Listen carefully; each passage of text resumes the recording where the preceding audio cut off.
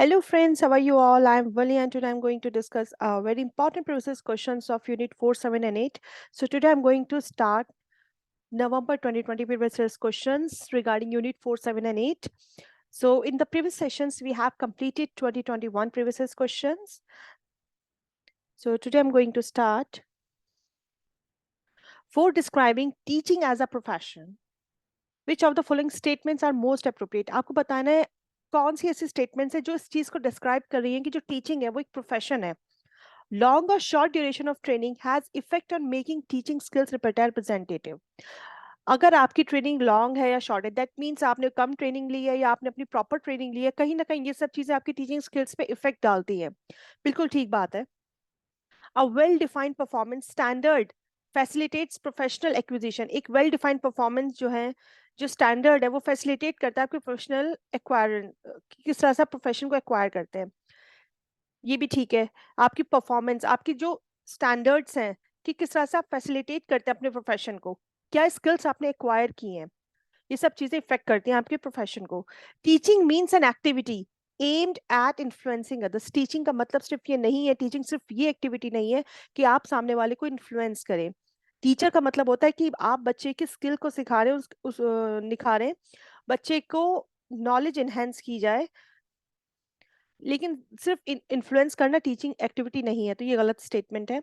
N organised body of knowledge brings sophistication in a profession. अगर आपके पास एक प्रॉपर अपनी सब्जेक्ट कंटेंट से रिलेटेड नॉलेज होती है, जो एक प्रॉपर स्ट्रक्चर्ड वे में अगर हम कहें, तो कहीं ना कहीं आपके प्रोफेशन में एक सोफिस्टिकेशन लेके आती है. बिल्कुल ठीक बात है. Teaching and learning are like selling buying transactions. ये कोई बिजनेस थोड़ी ना है कि आप इसे बेचेंगे खरीदेंगे, टीचिंग और लर्निंग को. So A, B and D is your correct answer according to your answer key. So question है next, which of the following shifts have been suggested by NCF 2005 for the teachers? Teachers के लिए NCF 2005 ने क्या चीज select की है?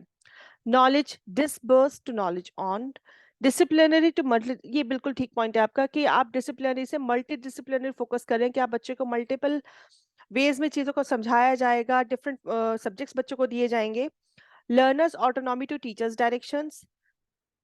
Teacher centric to learner centric. बिल्कुल ठीक बात है. पहले एजुकेशन आपकी काफी हद तक टीचर सेंट्रिक हुआ करती थी, लेकिन एनसीएफ 2005 के बाद लर्नर सेंट्रिक हो गई है कि लर्नर सेंटर्ड हो गई है आपकी एजुकेशन, कि आपको बच्चे को फोकस करके पढ़ाना है, बच्चे की नीड्स के हिसाब से पढ़ाना है.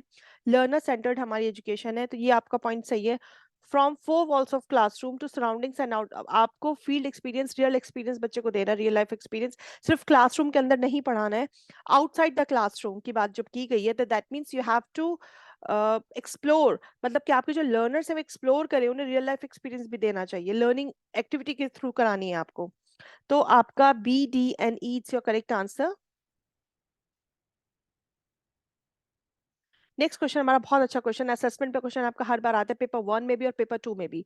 So during the course of teaching a teacher very often use probing questions. That mean जब क्लास में टीचर पढ़ा रहा है तो वो क्वेश्चंस पुट अप करता है.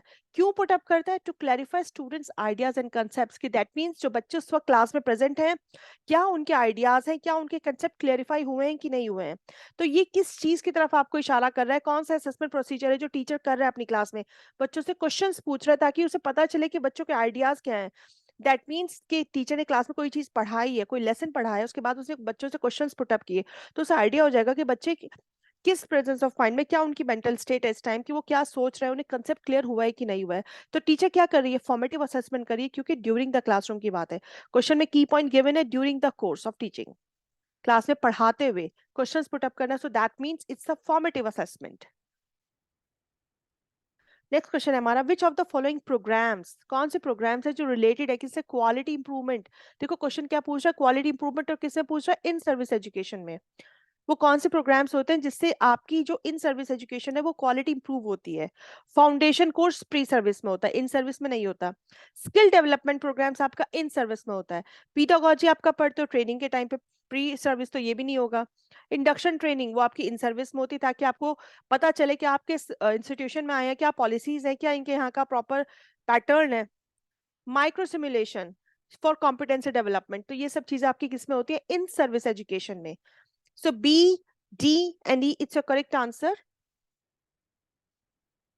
नेक्स्ट क्वेश्चन बहुत अच्छा क्वेश्चन है, इसमें टाइप्स पूछे गए मोबाइल एप्लीकेशंस के, नेटिव, मोबाइल वेब, हाइब्रिड या फिर इमिग्रेंट्स। थ्री टाइप्स है हमारे मोबाइल के, native, hybrid and web. So native mobile apps कौन सी होती है? जो डिजाइन की गई है नेटिव के लिए, दैट मीन्स किसी एक प्लेटफॉर्म के लिए, Apple iOS, Google's Android, Windows phone and Android can not be use an iOS phone, क्योंकि जाहिर है आप एंड्रॉइड फोन का आईओएस फोन की तरफ थोड़ी ना यूज करते हो। जो आईओएस में आपके एप्पल वगैरह के फोन है वो डिफरेंट फोन है, एंड्रॉइड डिफरेंट फोन है। हाइब्रिड मोबाइल एप्स, ये एप्स कैसी होती है? जो दोनों तरह के डिवाइसेस में चल सकती है लेकिन through web browsers. All hybrid का मतलब क्या होता है? Mix. Are develop through the HTML5 programming language के थ्रू ये डेवलप की जाती हैं। इनके सिर्फ कंटेंट को डिलीवर करने का काम करती हैं। वेब एप्स कैसी होती हैं? जो आपकी रिस्पॉन्सिव वेबसाइट्स होती हैं डिफरेंट डिफरेंट डिजाइन के लिए, जो आप मोबाइल से असेस कर सकते हैं बहुत आसानी से। कहीं ना कुछ आपको प्रोग्राम लैंग्वेज के लिए भी आप यूज कर सकते हैं, लेकिन आप उन्हें हार्डवेयर की तरह यूज नहीं कर सकते और ना ही किसी ऐप स्टोर में बेच सकते हैं। वो आपकी मोबाइल डिवाइस के अंदर एप्स होती हैं, उनको आप यूज कर सकते हैं। सो आंसर क्या हो जाएगा? ABNC, it's your correct answer. Next question बहुत अच्छा क्वेश्चन है और बहुत इजी क्वेश्चन भी है, सिर्फ समझ के करने वाला है कि इम्प्रूव करना pre service teacher education programme को। जो आपका pre service, that mean service से पहले जो आपकी ट्रेनिंग होती है, pre service teacher education programme, the aspirants for teaching profession be screen for their aptitude in teaching, that means, अच्छा ये क्वेश्चन है प्री सर्विस टीचर एजुकेशन, जब आप प्री सर्विस में जाने वाले होते हो तो उसमें इम्प्रूव करने के लिए क्या चीज करते हैं? स्क्रीनिंग कैसे की जाती है? एप्टीट्यूड चेक किया जाता है? नहीं किया जाता? आप लोग का टेस्ट होता है ना, एंट्रेंस टेस्ट जो होता है, पोटेंशियल आपकी चेक की जाती है, कैपेबिलिटी चेक की जाती है आपकी टीचिंग में। टीचिंग में एंटर करने से पहले आप एंट्रेंस देते हैं ना। फैकल्टी इंप्रूवमेंट प्रोग्राम, अब बात करें इन सर्विस की, faculty improvement programme for the teachers should be regularised to improve pre service. नहीं, आंसर है यहाँ इन सर्विस होना था, ये गलत हो गया, क्योंकि जब आप फैकल्टी इंप्रूवमेंट प्रोग्राम की बात करो तो वो तो इन सर्विस में होगा ना, प्री सर्विस में कैसे हो जाएगा? तो आपका स्टेटमेंट 2 गलत हो गया, स्टेटमेंट 1 आपका सही है। तो उसके अकॉर्डिंग जो आपका थर्ड ऑप्शन है which is your correct answer. When teaching learning material is introduced offline, जब आपका टीचिंग लर्निंग मटेरियल आपको इंट्रोड्यूस किया जा रहा है ऑफलाइन नॉट ऑनलाइन, तो लर्नर्स असेस करेंगे कंटेंट को, किसी भी वक्त असेस कर सकते हैं क्योंकि उनके पास ऑलरेडी वो चीज अवेलेबल है, ऑफलाइन है। क्लास स्टार्ट होने से पहले वो अपनी प्रॉब्लम्स भी लिख सकते हैं, भाई आपने अपना स्टडी मटेरियल अच्छे से पढ़ लिया, जो भी आपको प्रॉब्लम है आप वो नोट डाउन कर सकते हैं, और जब क्लास आपकी चलेगी तब आप पूछ सकते हैं। तो ये क्या, कौन से तरह का क्लासरूम हुआ? वर्चुअल, गूगल, ट्रेडिशनल या फिर फ्लिप्ड? वर्चुअल हो नहीं सकते क्योंकि लाइव नहीं है, गूगल क्लासरूम भी लाइव होता है आपका, ट्रेडिशनल क्लासरूम में आप क्लास में टीचर के सामने होते हो। तो ऑफलाइन की बात की जा रही है, so this is your flipped classroom, जहाँ पे आपको स्टडी मटेरियल प्रोवाइड किया जाता है, बच्चे उसको पहले पढ़ लेते हैं ताकि वो अपने क्वेश्चंस पूछ सके, अपनी प्रॉब्लम्स पूछ सके टीचर से। तो this is a flipped classroom. Next question है the implication of constructive theory for instructional design, किस चीज को रिफ्लेक्ट करती है? इनमें जो स्टेटमेंट्स हैं इंस्ट्रक्शनल डिजाइन को लेके, लेकिन आपको बताना किस बेसिस पे है कि किस तरह से आप इम्प्लीकेट करते हो कंस्ट्रक्टिविस्ट वे में इंस्ट्रक्शनल डिजाइन को। Instructional design should be specific and learning outcome related, ये तो एक स्टेटमेंट दे दी गई कि इंस्ट्रक्शनल डिजाइन आपका कैसा होना चाहिए, बट ये आपका कंस्ट्रक्टिव थ्योरी से बिलोंग नहीं करता। Instructional design should promote participatory approaches leading to creation of meaning giving process. देखो यहाँ पे काम हो रहा है, दैट मीन्स कि आपका जो इंस्ट्रक्शनल डिजाइन है वो ऐसा होना चाहिए, ऐसा प्रमोट आपको करना चाहिए कि बच्चे पार्टिसिपेट भी करें, कहीं ना कहीं उनका जो आपका जो इंस्ट्रक्शनल डिजाइन है वो कहीं ना कुछ काम करा रहा हो, कुछ ऐसा मीनिंग दे रहा हो, मीनिंग गिविंग प्रोसेसेस करा, मतलब बहुत क्रिएटिव हो, बहुत एक्टिव हो। तो यहाँ पे आप कंस्ट्रक्ट कर रहे हैं, आप स्टूडेंट्स को इन्वॉल्व कर रहे हैं, पार्टिसिपेशन हो रहा है स्टूडेंट्स का। Instructional design should be specific so that learning outcomes are measured accurately, ये भी एक वो दिया गया है कि इंस्ट्रक्शनल डिजाइन आपका ऐसा होना चाहिए, बट यहाँ पे भी कोई कंस्ट्रक्शन वाली बात नहीं है। Instructional design should provide, instructional design को प्रोवाइड करना चाहिए scope for challenging learning context and proactive moves कब होंगे? जब आपका इंस्ट्रक्शनल डिजाइन कंस्ट्रक्टिव होगा। So B and D it's a correct answer, इसे हम देख लेते हैं। इंस्ट्रक्शनल डिजाइन को कॉग्निटिव होना चाहिए ना कि मेटा कॉग्निटिव, ये गलत हो गया।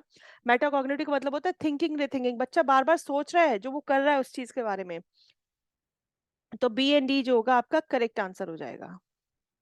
ये बहुत अच्छा क्वेश्चन, इस तरह के मैच द फॉलोइंग क्वेश्चंस आपके आते हैं, ऑर्गेनाइजेशन दिया है, फंक्शन दिए हैं, किसका क्या है, सब हमारे कॉमन है। एनसीटी टीचर्स के लिए वो काम करता है, ये पॉलिसीज बनाता है, एक्रेडिटेशन देता है, स्टैंडर्ड्स मेंटेन करता है हायर एजुकेशन के। बहुत इजी है ये तो आपका। एक्रेडिटेशन देना, के पॉलिसीज बनाता है प्रोग्राम्स ऑफ एजुकेशन की। एनसीटी क्या करता है, इंस्टीट्यूशंस को रेगुलेट करने का काम करता है, स्टैंडर्ड्स बनाता है टीचर्स एजुकेशन के। तो आपका जो थर्ड ऑप्शन है which is your correct answer. Which of the following mention inclusive education की बेसिस पे क्वेश्चन आया आपका इंक्लूसिव एजुकेशन का। To integrate the handicapped with general community at all levels as equal partners to prepare them for normal growth and to enable them to face life with courage and confidence। कि जो भी लोग disable हैं हमारी community में या handicapped हैं किसी भी लेवल पे, आपको उनको बिल्कुल नॉर्मल बच्चों के साथ पढ़ाना है, उनको नॉर्मल ग्रोथ आपको प्रोवाइड करनी है ताकि बच्चे अपनी लाइफ में कॉन्फिडेंस के साथ, करेज के साथ, दैट मीन्स हिम्मत के साथ अपनी लाइफ के चैलेंजेस को फेस कर सकें। तो ये बात किसने कही थी?